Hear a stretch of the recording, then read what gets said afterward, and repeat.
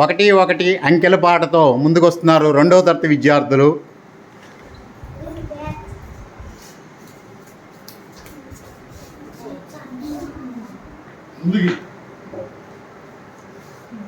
చెప్పండి.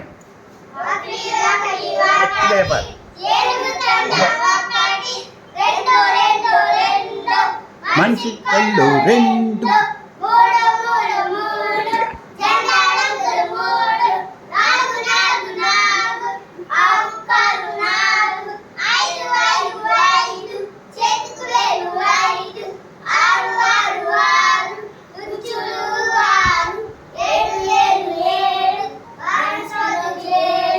ఎనిమిది ఎనిమిది ఎనిమిది సరిగ్గా ఎనిమిది.